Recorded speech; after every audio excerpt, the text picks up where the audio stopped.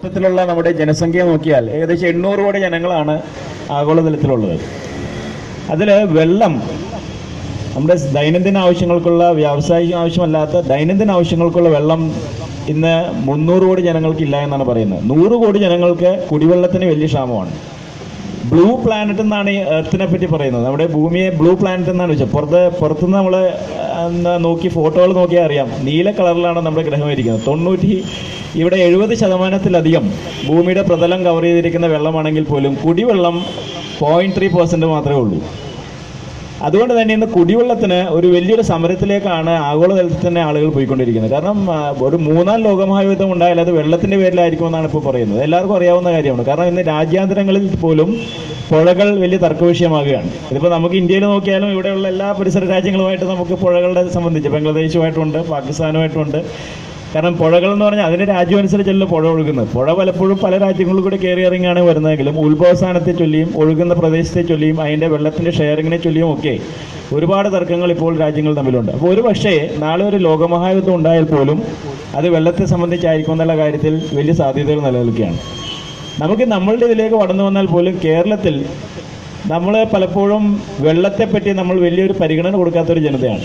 കാരണം മലയാളികൾ പൊതുവേ രാവിലെയും വൈകുന്നേരവും പറ്റുമെങ്കിൽ 3ാമതൊരിക്കൽ, ചൂടുകാലമാണെങ്കിൽ 3ാമതൊരിക്കൽ കൂടി നമ്മൾ കുളിക്കും. നമ്മൾ കുളിച്ച് പറ്റുമെങ്കിൽ ഷവറിനടിയിൽ തന്നെ നിൽക്കും.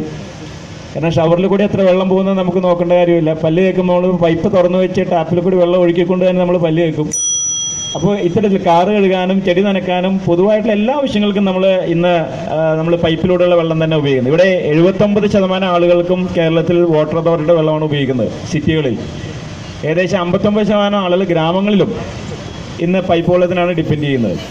ഇപ്പോൾ നേരത്തെ പറഞ്ഞു പെരിയാറിൻ്റെ തീരത്തുള്ള വീടുകൾ, പെരിയാറിൻ്റെ തൊട്ട് തീരത്തുള്ള വീടുകളിലെ ആളുകൾ പോലും കിണറുകളൊന്നും ഉപയോഗിക്കുന്നില്ല. ഇന്നലെ TV-യിൽ ഒരു വാർത്ത കണ്ടു.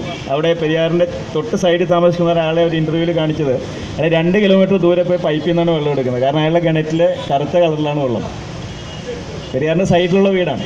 അപ്പോൾ അത്തരത്തിൽ പെരിയാറിൻ്റെ തീരത്ത് താമസിക്കുന്ന ആളുകൾക്ക് പോലും ആ വെള്ളം ഉപയോഗിക്കാൻ പറ്റാത്ത രീതിയിൽ മലിനമായി കഴിഞ്ഞിരിക്കുന്ന ഒരു നദി നമ്മുടെ എല്ലാം വലിയ ആശങ്കയുടെ ഒരു ഭാഗമായി മാറുകയാണ്. കാരണം എറണാകുളം ജില്ലയെ സംബന്ധിച്ച് പറയുകയാണെങ്കിൽ 40 ലക്ഷത്തോളം വരുന്ന എറണാകുളം ജില്ലക്കാരുടെ പ്രധാന ജലസ്രോതസ് പെരിയാർ തന്നെയാണ്. ഇവിടെ ശിവഗിരി മലയെന്ന് തുടങ്ങുന്ന ഈ പുഴ 245 കിലോമീറ്റർ ഒഴുകി കൊച്ചി അഴിമുഖത്ത് വന്ന് ചേരുമ്പോൾ എറണാകുളത്ത് നിന്ന് കണ്ണൂർ പോകുന്ന ദൂരമാണ്. അത്രയും ദൂരത്തിലുള്ള ഈ കുടിവെള്ള സ്രോതസ് 40 ലക്ഷം വരുന്ന എറണാകുളം ജില്ലയുടെ ഒരു ഏറ്റവും പ്രധാനപ്പെട്ട സ്രോതസ്. ഇപ്പം മൂവാറ്റുപുഴയിൽ നമ്മൾ ചൂണ്ടി പദ്ധതി കൂടി വരുന്നുണ്ട്. എങ്കിലും പെരിയാറിൽ നമുക്ക് 30 ചോവരയിലും ആലുവയിലും ഒക്കെ ആയിട്ട് നമ്മൾ വെള്ളം തടഞ്ഞു നിർത്തി ശുദ്ധീകരിച്ച് കേരള വാട്ടർ അതോറിറ്റി ക്ലോറിനേഷനാണ് ശുദ്ധീകരണമൊക്കെ നമ്മൾ ഒരു സന്തോഷത്തിനോട് പറയുന്നതാണ്. കാരണം വെള്ളത്തിന് കളറില്ല, രുചിയില്ല, മണമില്ല എന്നാണ് പറയുന്നത്. പക്ഷേ വെള്ളത്തിന് ഇന്ന് നടക്കുന്ന വാട്ടർ അതോറിറ്റി നൽകുന്ന വെള്ളത്തിൻ്റെ ശുദ്ധീകരണ പ്രക്രിയയെ തന്നെ വലിയ രീതിയിൽ നമ്മൾ ചോദ്യം ചെയ്യേണ്ട കാര്യമുണ്ട്. ഞാനിപ്പോൾ ഇവിടെ വന്നിരിക്കുമ്പോൾ കണ്ടത് അവിടെ നമ്മൾ മിനറൽ വാട്ടറിൻ്റെ ക്യാൻ ഇരിപ്പുണ്ട്. നമ്മൾ നടന്ന ഉപവാസ സമരത്തിൽ പോലും നമ്മൾ മിനറൽ വാട്ടറിൻ്റെ ക്യാൻ വെച്ചാണ് നമ്മൾ ഇരിക്കുന്നത്. കാര്യം നമുക്കിവിടെ പൈപ്പ് ഉണ്ടാവും. പക്ഷേ ആ പൈപ്പിലെ വെള്ളം ഒരു മലയാളിയും ഇന്ന് പൈപ്പിലെ വെള്ളം എടുത്ത് അതേപോലെ കുടിക്കുന്നില്ല. കുടിക്കാൻ ധൈര്യമില്ല എന്നുള്ളതാണ് വാസ്തവം. കാരണം ആ വെള്ളത്തിൽ കൂടി വരുന്ന രോഗങ്ങൾ എന്തൊക്കെയാണെന്ന് നമുക്കറിയില്ല. കാര്യം ഇന്ന് നമ്മളെ ഈ വൃക്കരോഗത്തെപ്പറ്റി നേരത്തെ പ്രൊഫസർ സംസാരിച്ചപ്പോൾ സൂചിപ്പിച്ചു. 2004 വെറും 200 പേരാണ് എറണാകുളത്തെ വൃക്കരോഗത്തിന് ഡയാലിസിസ് ചെയ്തതെങ്കിൽ ഈ 2017 ആയപ്പോൾ 1,36,000 പേരാണ് ചെയ്യുന്നത്.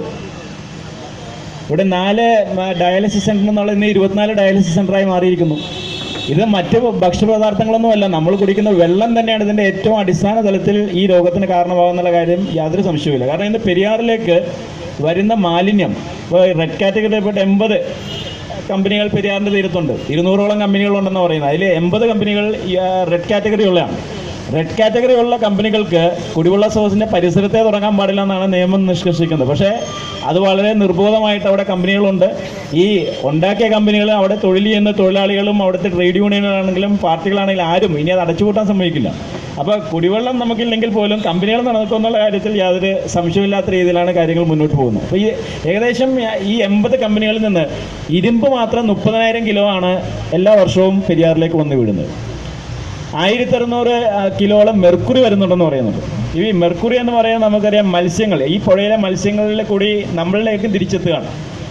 കുട്ടികളിൽ ജനിതക വൈകല്യം മുതൽ ജനിച്ചു വീഴുമ്പോൾ തന്നെ സീരിയസ് ആയിട്ടുള്ള നാഡിഞരമ്പ് രോഗങ്ങൾ വരെ ഉണ്ടാക്കുന്ന മെർക്കുറി പോലുള്ള വിഷമാലിന്യങ്ങൾ പോലും ഇന്ന് പെരിയാറിൽ വരുമ്പോൾ ഇതൊന്നും തടയുവാനായിട്ട് നേരത്തെ പറഞ്ഞ പോലെ നമ്മുടെ മലിനീകരണ നിയന്ത്രണ ബോർഡോ സർക്കാരൊന്നും ഇതൊന്നും കണ്ടില്ല എന്നുള്ള രീതിയിലാണ് കാര്യങ്ങൾ പോകുന്നത്. കാരണം പുഴ മലിനമായി മരിച്ചു കഴിഞ്ഞിരിക്കും. നമുക്കറിയാം ഈ പുഴ 3 മാസമേ കടലിലേക്ക് ഒഴുകുന്നുള്ളൂ, ബാക്കി 9 മാസം തിരിച്ചൊഴുകാണ്. അത് ഉപ്പുവെള്ളം കയറായിരിക്കും നമ്മൾ പാതാളം ബണ്ടുണ്ടാക്കി വെച്ചിട്ടുണ്ട്. ആ പാതാളം ബണ്ടിൽ കെട്ടിക്കിടക്കുന്ന വെള്ളത്തിൽ നിന്നാണ് നമ്മളെല്ലാവരും ഈ വെള്ളം എടുത്ത് ഉപയോഗിക്കുന്നത്. ഇപ്പോൾ ഈ പൈപ്പിൽ വരുന്ന വെള്ളം കളറില്ലാത്തതുകൊണ്ട് ശുദ്ധമാണ്, നമ്മൾ ഒരു കാരണവശാലും ധരിക്കേണ്ട. ആ വെള്ളത്തിൽ കൂടി തന്നെയാണ് നമുക്ക് കിഡ്നി രോഗങ്ങൾ വരുന്നത്, ക്യാൻസർ രോഗങ്ങൾ വരുന്നത്. ഒട്ടേറെ അതൊരു വലിയൊരു സാമൂഹിക വിപത്തായിട്ടെന്ന് മാറിക്കൊണ്ടിരിക്കുന്ന തരത്തിലേക്ക് ഉയരുന്ന രീതിയിൽ പെരിയാറിൻ്റെ ഈ മലിനീകരണം, പെരിയാറിൻ്റെ ഈ മരണത്തിലേക്കുള്ള പോക്ക്, അത് നമുക്ക് തടയുവാനായിട്ട് എന്ത് ചെയ്യാൻ സാധിക്കുമെന്നുള്ളത് ഇതൊരു പൊതുജന സമക്ഷം തന്നെ ഇത് ഒരു കൂടുതൽ വിശാലമായ രീതിയിൽ ഇത് അവതരിപ്പിച്ചുകൊണ്ട് കൂടുതൽ ജനങ്ങളെ ഇതിലേക്ക് അടുപ്പിക്കേണ്ട ഒരു കാലം അതിക്രമിച്ചു കഴിഞ്ഞു. നമുക്കറിയാം ഈ ഒരു പെരിയാർ മാത്രമല്ല, നമ്മുടെ മറ്റു പുഴകളുടെ അവസ്ഥയൊക്കെ സമാനമായിട്ടാണ്. ഇപ്പോൾ നമുക്ക് മണിമലയാറുണ്ട്, അച്ചൻകോവിലുണ്ട്, ഭാരതപ്പുഴ ഇനി പുഴയാണെന്ന് പറയാൻ പോലും പറ്റാത്ത രീതിയിലാണ്. അവിടെ മണൽ മാത്രമേ ഉള്ളൂ. അപ്പോൾ നമ്മൾ പോയാൽ സങ്കടം തോന്നും. കാര്യം നമ്മുടെ ഷൊർണൂർ ഭാഗത്തേക്ക് പോകുമ്പോൾ വെറും മണലാണ്. എന്നിട്ട് നമ്മുടെ കാലടിയിൽ പോയാൽ പാലം കടന്നു പോയാൽ ഇപ്പോൾ പുഴയുണ്ടോ? അവിടെ കുറേ മണലും ഇതും മാത്രമേ കാണുന്നുള്ളൂ. ഈ മണൽ നമ്മൾ എടുത്തെടുത്ത് കഴിഞ്ഞ് നമുക്കിവിടെ ഉൽപ്പാദിപ്പിക്കുന്ന ഈ മോളിൽ നിന്ന് വരുന്ന മണലിൽ നിന്ന് വരുന്നതിൻ്റെ 6 ഇരട്ടി മണ്ണ് നമ്മൾ എല്ലാ വർഷവും എടുത്തുകൊണ്ടിരിക്കുകയാണ്. ഒരു 10 വർഷം കൊണ്ട് നമ്മുടെ എല്ലാ പുഴയിലെയും പൂർണ്ണമായും മണ്ണില്ലാത്തൊരവസ്ഥയിലേക്ക് കാര്യങ്ങൾ പോവുകയാണ്. അപ്പോൾ ഇവിടെ ഈ മണ്ണും അതിന് താഴെയിൽ ഉള്ള കളിമണ്ണും അതിനുശേഷം പാറയുമുള്ള പുഴയിൽ അതിൽ നിൽക്കുന്ന വെള്ളം നമ്മുടെ വാട്ടർ ടേബിളിലേക്ക് എത്തുകയും അതാണ് നമുക്ക് കിണറുകളിലായിട്ട് ഗ്രൗണ്ട് വാട്ടറായിട്ട് വരുന്നത്. പക്ഷേ ഇന്ന് ഈ മണ്ണെല്ലാം മാറ്റി കഴിഞ്ഞപ്പോൾ 42 മണിക്കൂർ മുതൽ 72 മണിക്കൂർ വരെ ഉത്ഭവിക്കുന്ന സ്ഥലത്ത് നിന്ന് കടലിലേക്ക് നേരെ വെള്ളം വരികയാണ്. കാരണം ഇത് റീറ്റെയിൻ ചെയ്യാനുള്ള ഒരു സർഫസ് എന്ന പുഴയില്ലാത്ത രീതിയിലേക്ക് കാര്യങ്ങൾ മാറിയിരിക്കുന്നു. അപ്പോൾ ഇത്തരത്തിലുള്ള ഒട്ടേറെ കാര്യങ്ങളിൽ ഒരുപാട് കാലം കൊണ്ടുണ്ടാക്കിയ ഒരു പ്രശ്നം ഇനിയെങ്കിലും നമ്മളെ തടഞ്ഞു നിർത്തിയില്ലെങ്കിൽ ഇത് ഗുരുതരമായ രീതിയിലേക്ക് നമുക്ക് ഭാവി തലമുറയിൽ ഇപ്പോൾ ഇവിടെ ഈ മുമ്പിൽ എഴുതി വെച്ചിരിക്കുന്ന ബോർഡുകളൊക്കെ യാഥാർത്ഥ്യം തന്നെയാണ്. ഇവിടെ ഇനി കുടിവെള്ളത്തിനായിട്ട് കരയുന്ന ഒരു ജനതയുടെ കാലത്തേക്ക് നമ്മൾ പോവുകയാണ്. അപ്പോൾ ഈ വർഷം 115 വർഷത്തിന് ശേഷം ഏറ്റവും കടുത്തൊരു വരൾച്ചയിലേക്ക് കേരളം നീങ്ങിക്കൊണ്ടിരിക്കുന്ന ഒരു വർഷമാണ്.